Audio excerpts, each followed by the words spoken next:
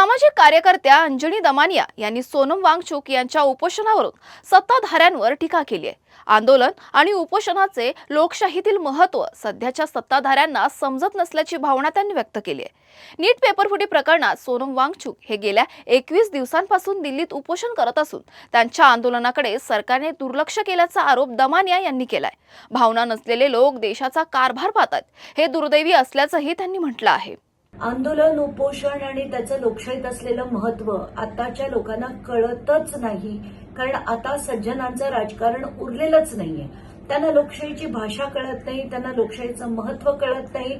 त्यांना फक्त आणि फक्त पक्ष फोडा, राजकारण करा, सत्ता टिकवून ठेवा आणि पैसे कमवा, याच्याशिवाय त्यांना काहीच कळत नाही।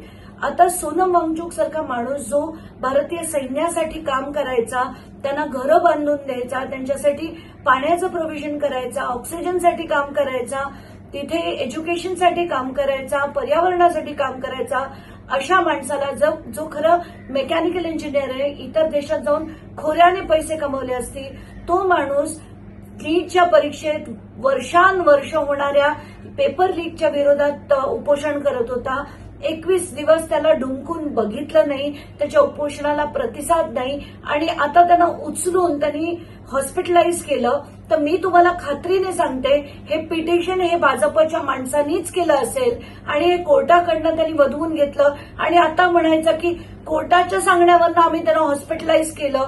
तर इतकी बनेल माणसं आहेत, इतकी ज्यांना भावना शून्य, त्यांना कुठल्याही प्रकारच्या भावना नाही, हृदय नाही, संवेदना नाही, अशी भावना शून्य माणसं आता राजकारणी झालेली आहेत। म्हणून हे देशाचं दुर्दैव आहे। त्यांना आंदोलनाची, उपोषणाची भाषाही कळत नाही आणि महत्वही कळत नाही। तर आताच्या घटनेला मला खूप वाईट वाटतंय, खूप राग येतोय आणि मला असं वाटतंय की 20 तारखेचं आंदोलन हे झालंच पाहिजे आणि महाराष्ट्रातल्या घरात बसून पाठिंबा देणारी जी माणसं आहेत, ज्यांना खरं म्हणजे उद्धव ठाकरे आणि राज ठाकरे यांनी खरं स्वतः जायला हवं होतं। माझ्यासारखी व्यक्ती 2दा तिकीट काढून दिल्लीला जाऊ शकते, पण ही दोघं घरात बसून म्हणे आमचा पाठिंबा कितपत शोभतो तुम्हाला?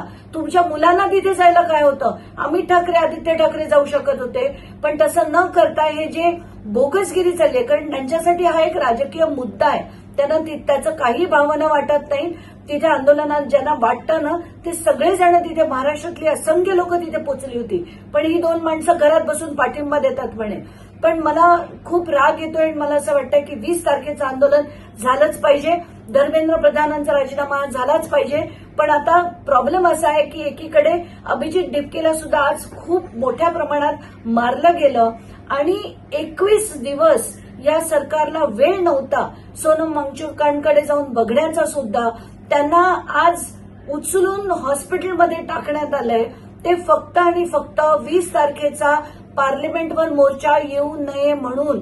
त्यांना कुठल्याही भावना नव्हत्या, कोर्टाचं काही त्यांना पडलेली नाहीये आणि हे जे केलंय, कारण कालपर्यंतची माझ्याकडे त्यांचे मेडिकल रेकॉर्ड्स आहेत, कालपर्यंत जी स्थिती होती ती गेल्या 8 दिवस आहे। मग आज असं काय झालं की त्यांना उचलून हॉस्पिटलमध्ये टाकावं लागलं?